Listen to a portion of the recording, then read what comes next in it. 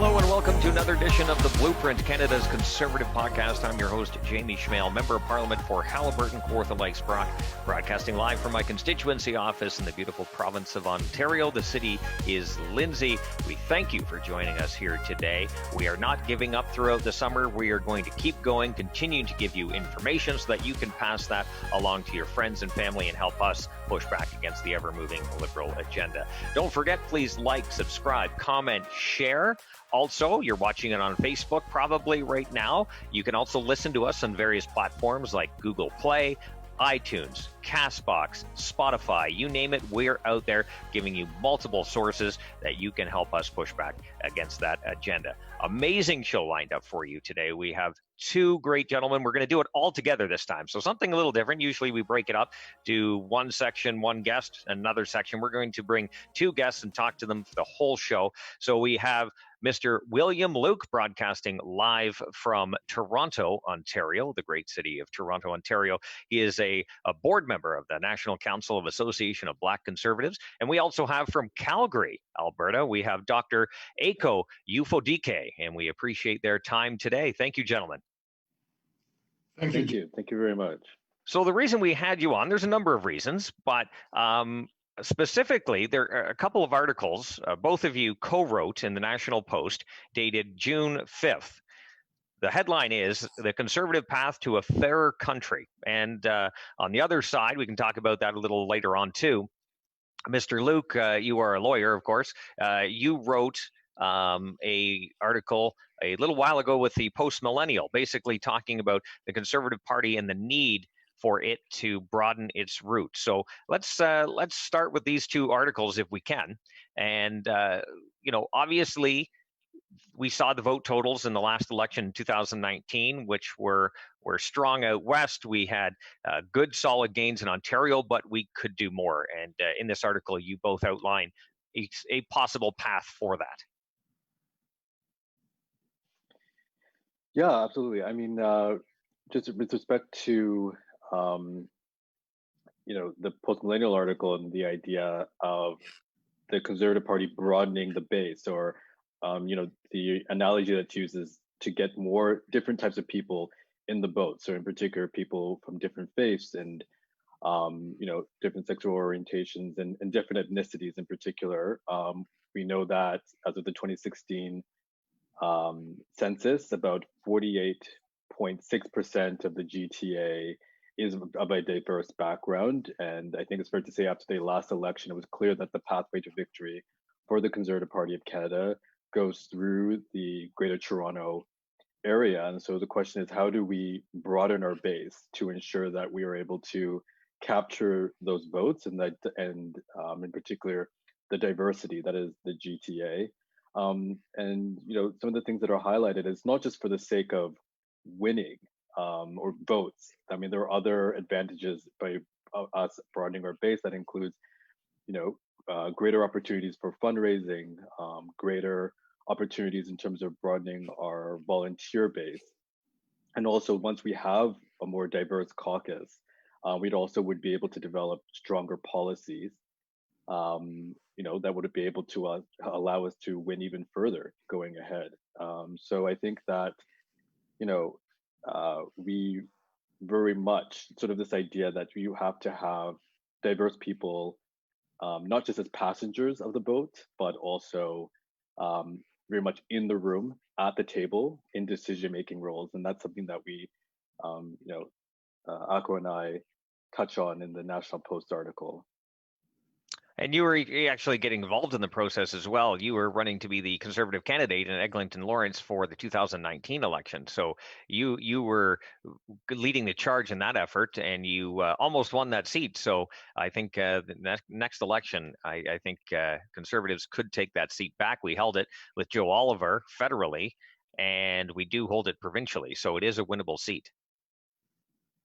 Yeah, absolutely. And I think, the riding is very interesting, as many GTA, many Toronto ridings, in that it has become very diverse over the years. And so that really what would be required is a coalition of different types of communities coming together and being united by our conservative values. Another point that Akko and I touch on in the National Post article, being united by our values, forming this coalition for win for the Conservative Party of Canada. Now, Doctor, I forgot to mention off the beginning, you are the chair of the National Council of the Association of Black Conservatives. And in the article, and I'll quote this as well, because I think this is what William was talking about as well. It reads, conservatives need to engage with minority communities need to engage with all political parties and not just left-leaning parties that act as though they are entitled to the visible minority vote. And I think that goes to the whole idea about conservative values, because when you have individual freedom, when you have low taxes, the ability for individuals to lift themselves up and climb whatever ladder it is, that leads to prosperity in whatever community it's available to. That's right, Jamie. And you could also layer on, our love for family, right, as being the core foundation of, our economic pursuits as well. And the fact that, frankly, I mean, a lot of, newcomers, especially, Black people who've come to Canada, actually come from conservative-leaning societies. We come to Canada. And I like to use the analogy that quite often we become focused, I guess, on a single issue, and we can spend the next hour or so chatting about that, because even that in itself, is without foundation, and by that I mean immigration, right? And we allow that to be used as the basis for left-leaning parties, whether it's the Liberal Party or here in Alberta, I lived through 4 years of an NDP government between 2015 and 2019, whether it's the NDP provincially, and those parties eventually, start to act with a sense of entitlement, and so our view is, that Black people should be open-minded in evaluating, the core of the foundation of what each party stands for, and frankly, look beyond symbolic acts, if I may, to actual, issues of policy and where our community has been best served. The last thing I'll add to that is something that complements William's earlier comment. In 2030, this StatsCan projection, 1/3 of all of Canada will be visible minorities, foreign born. So we do understand that the left-leaning parties have perhaps hijacked the visible minority vote, but the party can be intentional. I mean, this party can be intentional about what it does to make itself more appealing, broaden its base, and frankly, counter a lot of the mistruths that have been allowed to fester on unchallenged out there in the public space.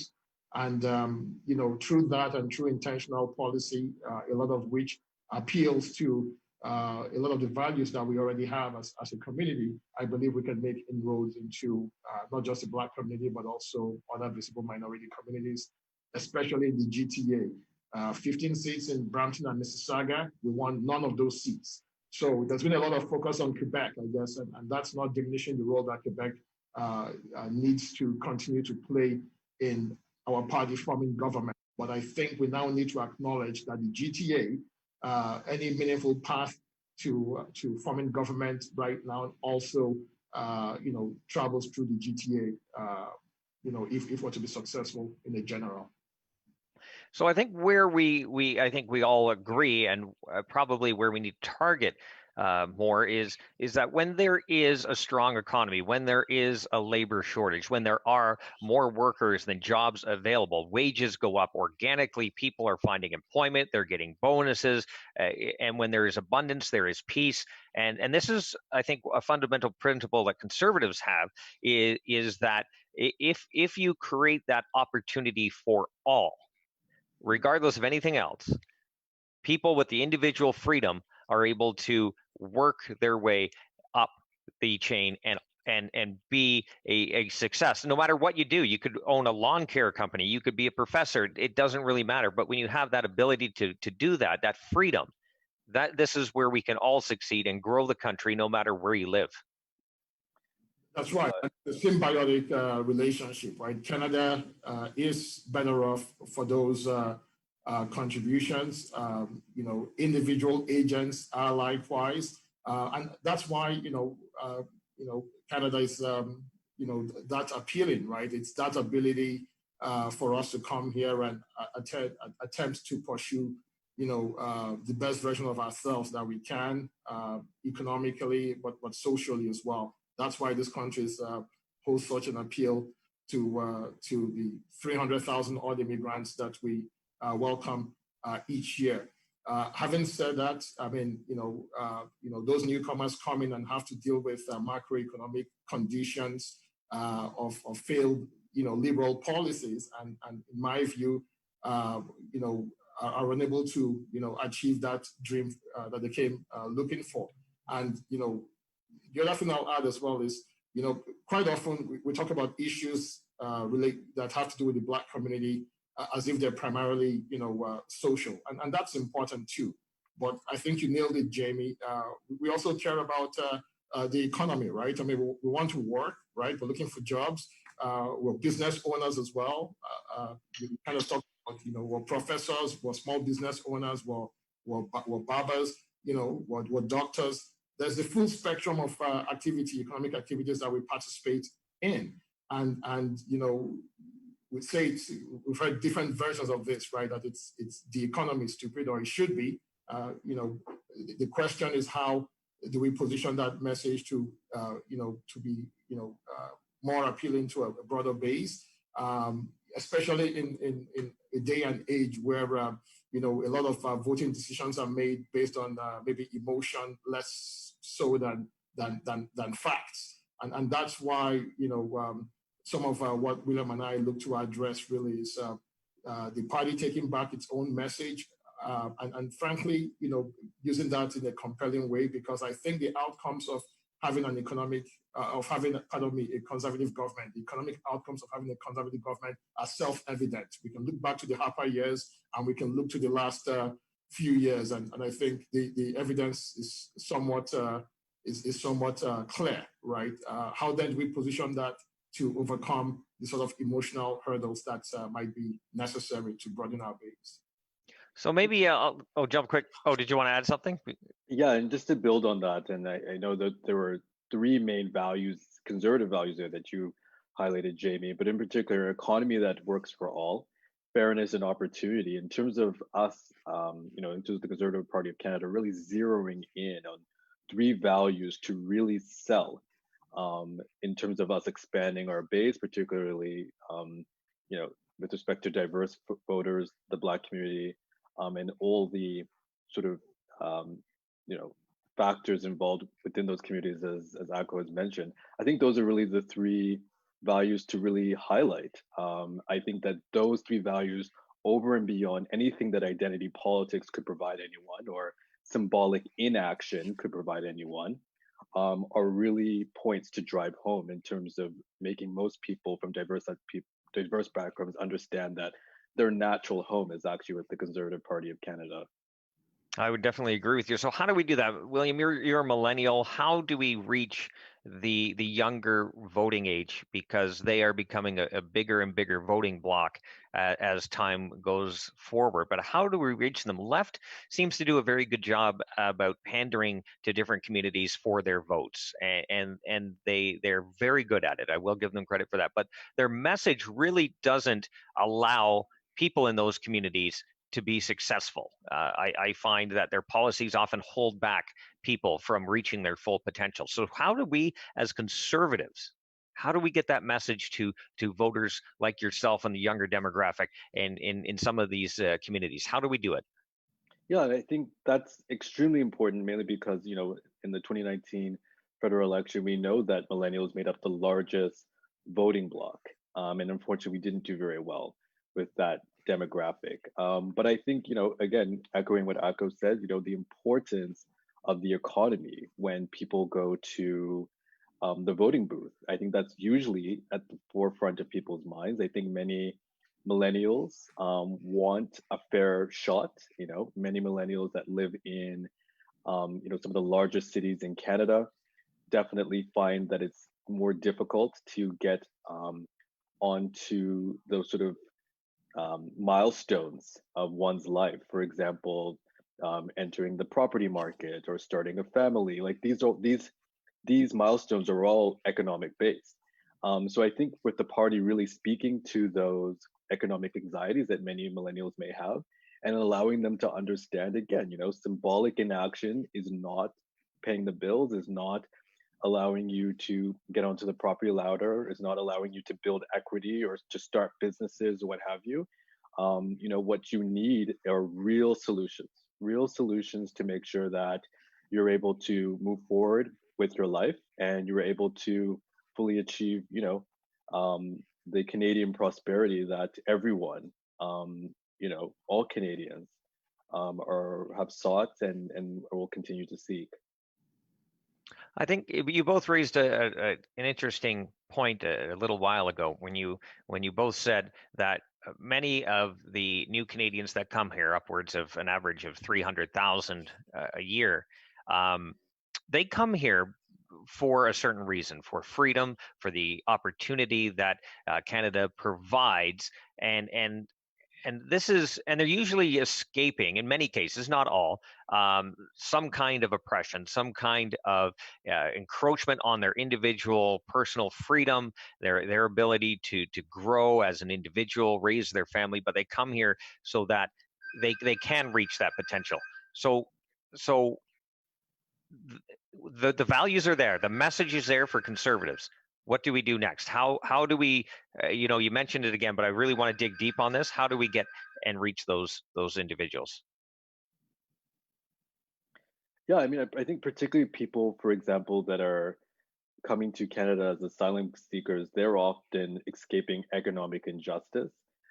They're often coming from regimes with, tyranny and what have you, where the rule of law is not respected, and fairness and personal freedoms are very much not a thing, and these are not just core conservative values. These are values that sort of run through the center of who we are as a country.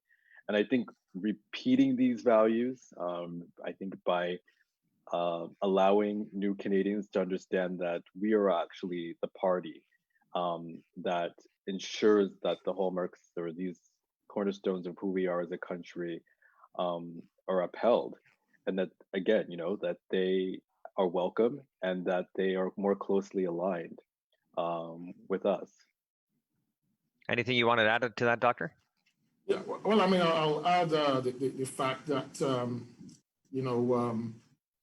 we also need to be deliberate in what we do. I mean, I'll use an example here from Alberta, right? One which I celebrated with the merger of the legacy conservative parties into the UCP.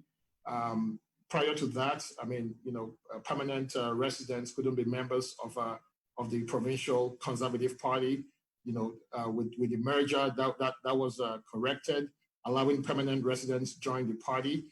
The analogy I like to use, it's really no different from Mercedes, maybe building an A class, but also building a 7-seater, right? For when you have 4 kids like I do, right? So that you can essentially stick with the same auto manufacturer and scale with them. So we need to be intentional in with how we recruit, right? And I mean members of the party. Our outreach programs need to be deliberate in essentially trying to broaden the base so that when people can vote, they already have clarity in terms of what their political identity is. Obviously that's no longer the case here in Alberta, but this might be a message that's useful to any provincial conservative parties that perhaps not allow permanent residents join the party as members.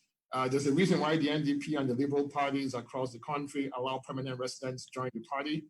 It's so that they have them socialize in the way they need to prior to the first time they get to vote. we need to essentially be willing to match that outreach, and again support it with evidence of a track record on the economy, on agency, and our ability to help people thrive in a society where they can achieve their God-given talents, but one that obviously also appeals to the softer side. So it's both objective, but if I may, subjective approach as well to ensure that we broaden our base. Well, I do accept your point. We only have a few minutes left here, but the idea of socialism, I think, to many young people, it sounds great, right? You get free this, free that, but at the end of the day, the socialists never acknowledge where that dollar comes from. And that, I think, is the failure. And I don't care where you are in the world. It is the same path when you take that. The individual freedom, the opportunities that come with it are always stepped on when socialism takes over in any country. I don't care where you are in the world. And also, here in Alberta, we had a socialist party for 4 years, right? So we know how that went. But I could only agree more on that last comment, right? When the economy thrives, when people are able to, operate within the rules of law and use their agency to achieve their potential, I think society as a whole is better off for that. And Mr. Luke, did you want to add something? Yes, absolutely. Another core conservative value, self-reliance, right? And right now we're living in unprecedented times. No one, I think, on January 1st, 2020 ever saw COVID-19 becoming what it is, or the economic fallout. But I think, unfortunately, the conversation that you're not seeing in society right now or in the media is this importance of self-reliance, in that, unfortunately, bad things happen, and bad things happen all the time. But it's important for people to be able to, have a rainy day fund, be able to plan ahead, to take care of themselves and their families. And again, this is very much an ideal of what Canadians throughout generations have had at the forefront of their mind when they were building lives here. Absolutely. Gentlemen, I have so much more to ask. Unfortunately, we are out of time. I'll give you a couple bit of time here. Any of you want to add some closing remarks before we sign off? I mean, I guess I'll close on this note. We're obviously in the midst of a leadership contest right now. I'd love to see this party make a choice that actually is one that can be competitive in the next election. We're obviously on day one electing a leader of the opposition, but my view is, by default, we need to have a candidate in place who's willing to take on Mr. Trudeau. It's 5 years, I guess, too long, if I may, but someone who can take him on and start to restore some sanity back to the Canadian economy. Absolutely, Mr. Luke. Yes, and just to build on that again, we're in unprecedented times with the pandemic, as well as the recession that's only going to get deeper. And I agree with Akko that we need someone ready on day one to hold the government accountable in terms of what is the path going forward. Well, thank you, gentlemen. I appreciate your contribution today. We'll have to have you on again because I have so many more questions, and we only touched on the surface of a few of those. So I do appreciate your time.